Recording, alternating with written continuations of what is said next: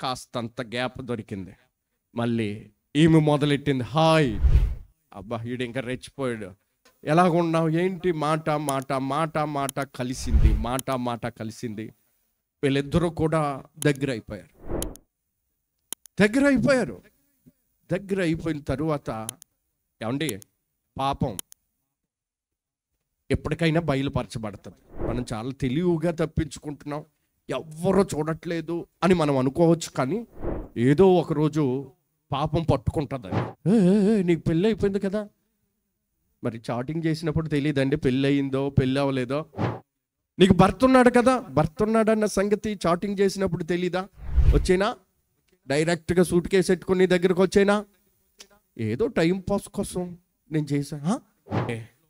పెళ్ళైన ఆడపిల్ల అమ్మగారి ఇంట్లో ఉంటే లోకం ఏమనుకుంటుంది?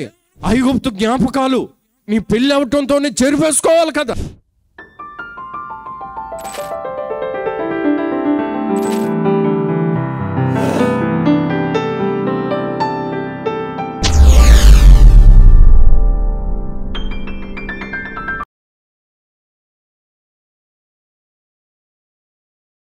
మనుషుడు ఏ వ్యక్తి కూడా మనల్ని ప్రేమించలేదు, అంతగా ఆయన మనల్ని ప్రేమించి, బాబు ఆ ఇజ్రాయేలు ప్రజలు అరణ్యంలో ఎలాగైతే నడిచారు మీరు కూడా అలాగే నడవండి. అలా నడుస్తూ ఉన్నప్పుడు లోకం, శరీరం మనల్ని ఏం చేస్తా తెలుసండి, వెనక లాగుతూ ఉంటుంది. జ్ఞాపకాలు వస్తూ ఉంటాయి, పాత జ్ఞాపకాలు వస్తూ ఉంటాయి. ఆ జ్ఞాపకాలు వచ్చిన వెంటనే రావని నేను చెప్పలేను. నాకు రావచ్చు, మీకు రావచ్చు, మనుషులైన ఎవరికైనా వస్తాయి. వచ్చినప్పుడు దాన్ని పెంచి పోషించకూడదు. ఏంటండి, పెంచి పోషించకూడదు. ఏం చేయాలంటే అక్కడికక్కడే చెరిపేసుకోవాలి. ఆ జ్ఞాపకం వచ్చిందనుకోండి, ప్రతి జ్ఞాపకం పుస్తకంలో రాసేసామే అనుకోండి. ఏ జ్ఞాపకం? రాకూడని జ్ఞాపకాలు. ఏంటండి, రాకూడనటువంటి జ్ఞాపకాలు వచ్చినాయి అనుకో. ఆ అమ్మాయికి పెళ్ళయింది, భర్త బాగా చూసుకుంటున్నాడు, కాపురం సజావుగా సాగుతూ ఉంది. భర్త ఎంతగా ప్రేమించాడంటే ఈ లోకంలో ఏ భర్త ప్రేమించలేనంతగా, ఎవరి భర్తలు గొప్ప అనుకోండి, ఏ భర్త కూడా ప్రేమించిన విధంగా ప్రేమించాడు. ఒకసారి సెల్ ఫోన్లో ఒక మెసేజ్ వచ్చింది ఆమెకి. హాయ్ అన్నాడు. ఎవర్రా బాబు ఈ కొత్త నెంబరు అని చూసేటప్పటికి ప్రొఫైల్ చూస్తే పాత జ్ఞాపకం. ఏంటి? పాత జ్ఞాపకం. ఎలా ఉన్నావు? బాగానే ఉన్నాను. ఎక్కడున్నావు? ఎక్కడున్నాను, ఎక్కడో చెప్పను, ఎక్కడున్నాను, ఎక్కడే ఉన్నాను. అంతా బాగానే ఉందా? అంతా బాగానే ఉంది. నువ్వు నాకు దూరం అయిపోయినా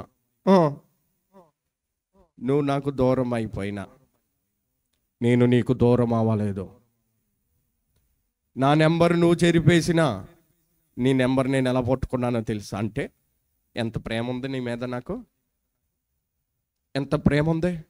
వెంటనే బలంగా ఉన్న ఈ మనసు ఏమైందంటే కాస్తంత ఆలోచించటం ప్రారంభించింది. అది చెరిపేసుకునే ఒక 5 సంవత్సరాలు అయినా కానీ ఆడికి ఇంతకీ విశేషం ఏంటంటే పెళ్ళి అవ్వలేదు, ఇటు ఖాళీగా ఉన్నాడు. మొత్తం మీద ఏ పోరం పోకూడో, ఇదిగోరా నీ డాష్ ఎక్కడ ఉంది, డాష్ అంటే మళ్ళీ నన్ను అడగండి, నీ డాష్ ఎక్కడ ఉంది, ఇదిగో నెంబర్ ఇచ్చి ఉంటాడు. మొత్తం మీద ఇటు ఖాళీగా ఉండి ఏం చేసాడంటే, ఇది ఖాళీ అని ప్రేమ కాదండి. అలాగ అంటున్నప్పుడు ఆలోచించటం ప్రారంభించింది. హాయ్ బాబా 5 సంవత్సరాలైనా నేను చెరిపేసుకున్నా. ఏంటండి, నేను చెరిపేసుకున్నా మనసులో నుండి ఆ ప్రియుడు చెరిపేసుకోలేదు. ఎంత గొప్ప ప్రేమ. కాస్తంత గ్యాప్ దొరికింది. మళ్ళీ ఈమె మొదలెట్టింది, హాయ్. అబ్బా ఈడు ఇంకా రెచ్చిపోయాడు. హాయ్ అంటే మరి ఏమొస్తుందో నాకు తెలియదు, కానీ మొత్తం మీద వచ్చేటప్పుడు ఎలాగున్నావు, ఏంటి, మాట మాట మాట మాట కలిసింది, మాట మాట కలిసింది. వీళ్ళిద్దరూ కూడా దగ్గర అయిపోయిన తరువాత ఏమండి, పాపం ఎప్పటికైనా బయలుపరచబడుతుంది. మనం చాలా తెలివిగా తప్పించుకుంటున్నాం, ఎవ్వరూ చూడట్లేదు అని మనం అనుకోవచ్చు. కానీ ఏదో ఒకరోజు పాపం పట్టుకుంటుందండి. అందుకని పాపం పట్టుకున్న వాళ్ళు ఏమంటారు తెలుసండి? వీడి పాపం పండిందిరా. ఏమండి అన్న వాళ్ళు ఇది పాపం పండింది, అందుకని ఇప్పుడు వీడి బ్రతుకు బట్టబాయిలు అయిపోయింది. ఏదో ఒక రోజు పాపం పట్టుకుంటుందండి మనల్ని. అందుకని ఈ ఆత్మీయ యాత్రలో చాలా భయం కలిగి జాగ్రత్త కలిగి ముందుకు సాగిపోవాలి. ప్రియమైనటువంటి దేవుని బిడ్డలారా, మనసు మళ్ళీ తిరిగి కదిగి ఇరిగిపోయిన చెరిగిపోయిన జ్ఞాపకాలు తిరిగి చిగురాకు వల్లి చిగురిస్తూ ఉంటే, ప్రియమైనటువంటి ఒక రోజు పొరపాటున ఆమె మొబైల్ భర్త తీసుకుంటే ఆ చాటింగ్ అంతా చూశాడు. గుండె పగిలిపోయింది. వెంటనే తన భార్య దగ్గరకు వచ్చి, నేను నిన్ను ఎంత ప్రేమించాను, ఎప్పుడైనా నీకు అన్యాయం చేశానా? నువ్వు లేకుండా నేను ఎక్కడికైనా బయటకు వెళ్ళానా? నువ్వు లేకుండా నేను ఎప్పుడైనా తిన్నానా? నువ్వు లేకుండా నేను ఎక్కడికైనా నిన్ను వదిలి ఎప్పుడైనా ఒక 3 రోజులైనా నేను ఉండగలిగానా? నేను నిన్ను ఎంత ప్రేమిస్తే నువ్వు నాకు నమ్మక ద్రోహం చేస్తావా? నీ ముఖం నేను చూడను. వెళ్ళిపో, ఇక్కడ నుంచి వెళ్ళిపో.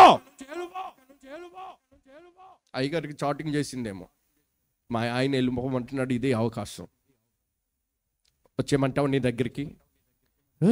నీకు పెళ్ళి అయిపోయింది కదా. మరి చాటింగ్ చేసినప్పుడు తెలియదండి పెళ్ళి అయిందో పెళ్ళి అవ్వలేదో. నీకు భర్త ఉన్నాడు కదా, భర్త ఉన్నాడన్న సంగతి చాటింగ్ చేసినప్పుడు తెలీదా? వచ్చేనా డైరెక్ట్గా సూట్ కేసు పెట్టుకుని నీ దగ్గరకు వచ్చేనా? ఏదో టైం పాస్ కోసం నేను చేశాను. టైం పాస్ కోసమా? అమ్మ బాబోయ్, టైం పాస్ కోసమా? ఎస్, టైం పాస్ కోసమే. కానీ మరి నీ మీద బూందీ అన్నాను, హనీ అన్నాను, ఇవన్నీ ఏంటి? టైం పాస్ కోసం. అబ్బా, ఎంత తప్పు చేశాను.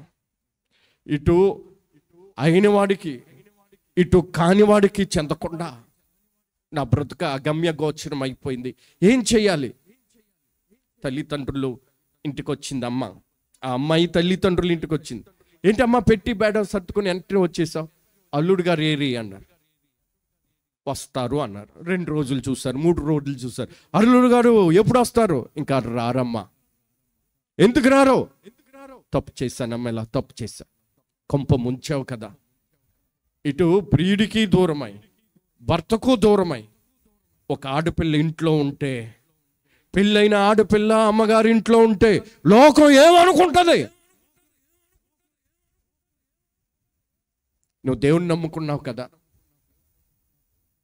ఐగుప్తు జ్ఞాపకాలు నీ పెళ్ళి అవటంతోనే చెరిపేసుకోవాలి కదా. అలా చెరిపేసుకోకుండా మళ్ళీ ఎందుకు నువ్వు జ్ఞాపకం చేసుకున్నావు? తప్పు అయిపోయిందమ్మా. నా భర్త కాళ్ళ మీద పడి క్షమాపణ అడిగాను.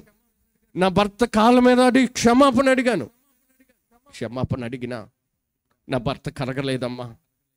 ప్రియుడి దగ్గరకు వచ్చి ఫోన్ చేశాను, వచ్చేనా? వద్దు, టైం పాస్ అన్నాడు. ఇప్పుడు మీ ఇంటికి వస్తే మీరు కూడా మాకు మేక్ అయిపోయారమ్మా. అవును, ఈ ఆత్మీయ యాత్రలో ముందుకు సాగిపోతున్నప్పుడు ప్రియమైనటువంటి దేవుని బిడ్డలారా, ఈ ఐగుప్తు జ్ఞాపకాలు జ్ఞాపకం వస్తూ ఉంటాయి. వచ్చిన జ్ఞాపకాలన్నిటినీ వచ్చినట్లుగా ఏం చేయాలి చెప్పండి? తుడిచేసుకోవాలి. ఆమె తుడుచుకోలేదు.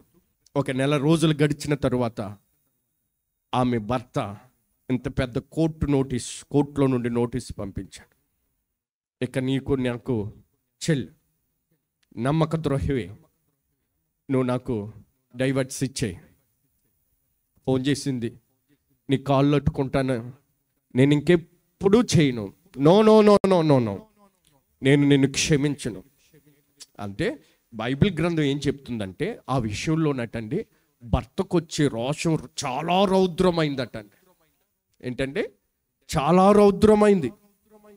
కనుక ఈ ఆత్మీయ జీవితంలో భయం కలిగి, అర్థమవుతుందండి, ఈ ఆత్మీయ జీవితంలో భయం కలిగి ముందుకు సాగిపోవాలి.